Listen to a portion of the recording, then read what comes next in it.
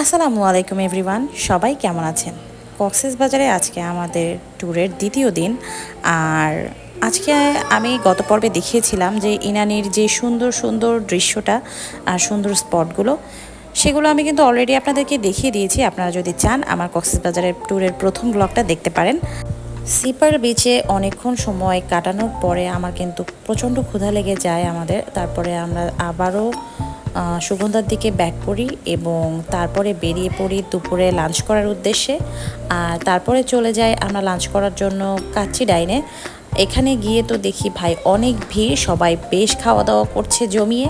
তাদের খাওয়া দাওয়া দেখে কিন্তু আমারও বেশ ক্ষুধা লেগে যায়। আর কিছুক্ষণ পরে তারা আমাদের সামনে দিয়ে দেয় মেনু কার্ড। আমরা কিন্তু গিয়ে সবার মতো কাচ্চি না অর্ডার করে আমরা অর্ডার করি হচ্ছে প্লেন পোলাও, আর তার সঙ্গে নিয়ে নিয়েছিলাম মুরগির রোস্ট আর জালি কাবাব এবং ড্রিঙ্কস হিসেবে নিয়েছিলাম বোরহানি। এখানে কিন্তু খাবারের দামও বেশ রিজনেবল ছিল।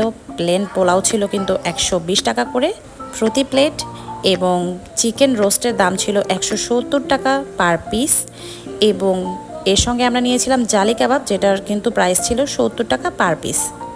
আর বোরহানি ছিল 70 টাকা করে পার গ্লাস। অর্ডার করার 2-3 মিনিটের মধ্যে তারা আমাদেরকে খাবারটা সার্ভ করে এবং খাবারটা বেশ গরম এবং ফ্রেশ ছিল।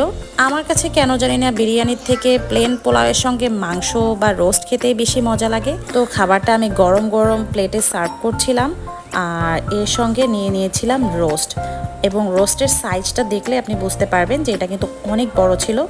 একজনের জন্য কিন্তু একদম পারফেক্ট ছিল। আমি প্রথমেই এখানে প্লেন পোলাওয়ের সঙ্গে কাবাবটা দিয়ে একটু ট্রাই করে দেখছিলাম এবং ট্রাস্ট মি, এটা খেতে কিন্তু বেশ মজাদার।